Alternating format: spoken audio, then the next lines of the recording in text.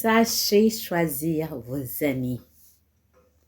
Il existe bien évidemment une différence entre les amis, les camarades, les connaissances. Et les amitiés de nos jours sont très rares.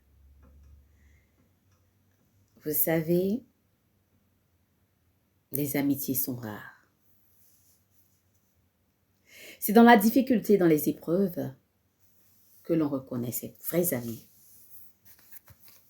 Et mon frère et ma sœur, c'est une amie. Mais lorsque vous avez des problèmes, ces personnes ne sont pas là pour vous.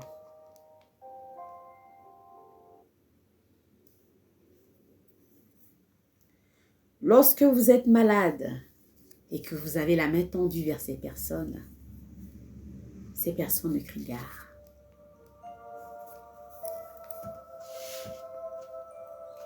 Mais lorsque vous apprenez que ces personnes ont des problèmes, vous paniquez, vous courez à leur secours, vous priez. Continuez de le faire. Ne rendez pas à l'autre la méchanceté qu'elle vous fait ou qu'il vous fait. Au contraire, bénissez ceux qui vous fatiguent et priez pour eux ou elles. Le Christ même nous a enseigné. Il a dit, Seigneur, pardonne-leur car ils ne savent pas ce qu'ils font. L'égoïsme, la fierté, l'orgueil démesuré, le m'as-tu vu, je suis arrivé, je suis, c'est moi.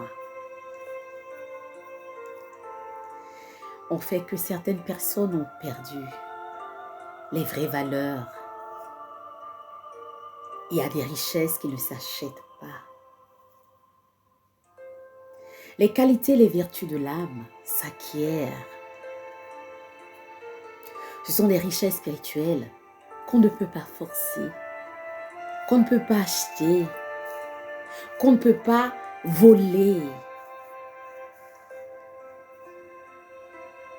En travaillant sur soi-même, en travaillant sur l'intérieur, il s'opère une transfiguration, une mutation de votre être. Et cela jaillit automatiquement sur l'extérieur.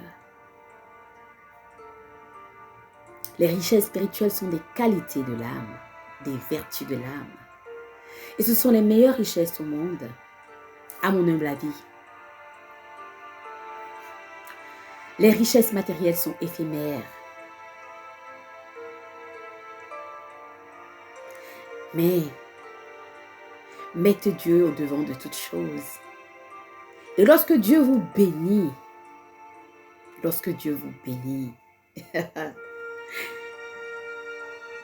même le sorcier du village, il vous regarde et puis il applaudit.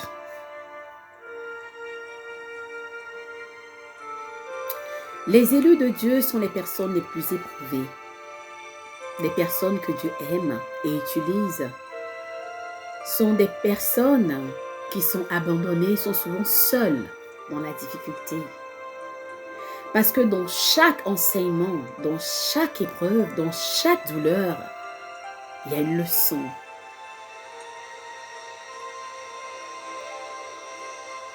Et lorsqu'on laisse les émotions nous envahir, on perd le contrôle. Mais il ne faut jamais rester longtemps dans ces états dépressifs. Il faut rapidement se polariser sur le positif. On est humain, c'est vrai. On peut transgresser. On peut être affligé. On peut être éprouvé. On peut avoir mal. On peut pleurer. Oui, c'est humain. Mais on ne doit pas rester longtemps dans cette énergie négative. On doit rapidement se dire stop, ça suffit. Je reprends les rênes de ma vie en main. Je reprends le contrôle et les autorités sur ma vie, toute autorité sur ma vie. Je suis maître de mon destin. Et ces épreuves ne doivent pas nous empêcher d'avancer. Ces épreuves, au contraire, doivent nous donner la force de nous battre davantage et de nous dire que on est sur la bonne voie. Et vous savez, quand tout est facile et il n'y a pas de piment, il n'y a pas d'épreuve et tout ça, on paresse.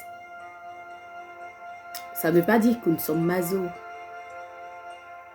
Mais les épreuves nous rendent plus forts et les expériences sont nos maîtres.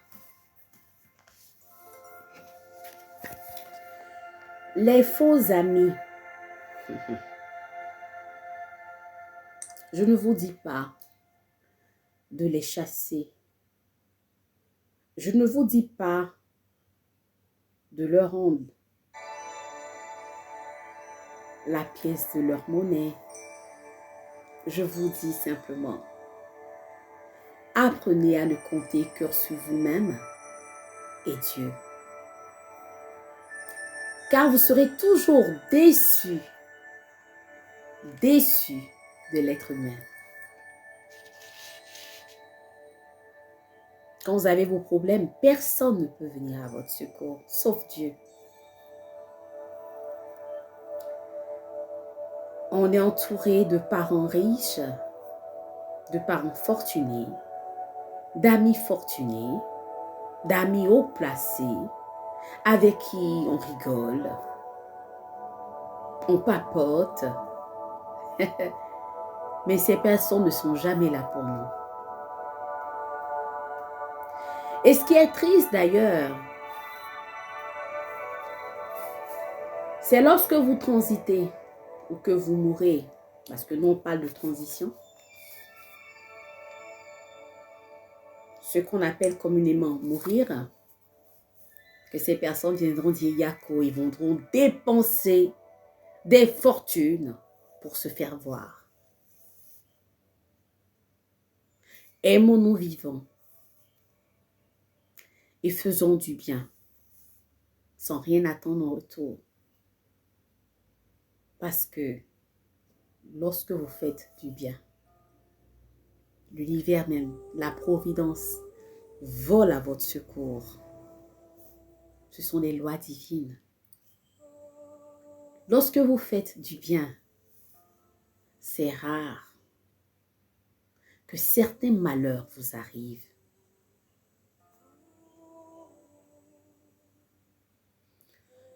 Lorsqu'on demande quelque chose à Dieu, il faut forcément vous attendre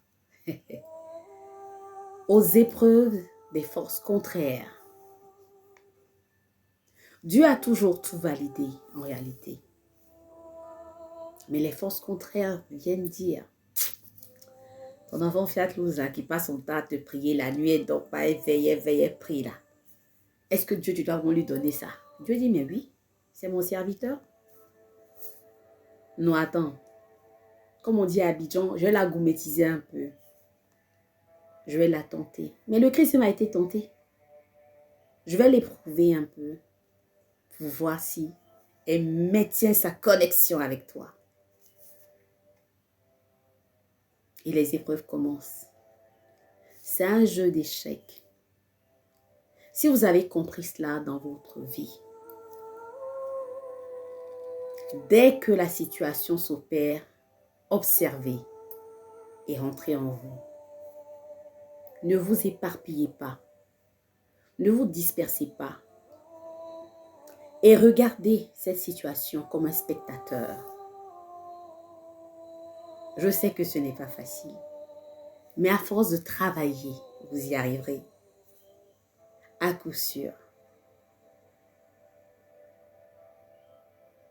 Tout s'acquiert par la foi, la volonté, le travail assidu, le respect des lois,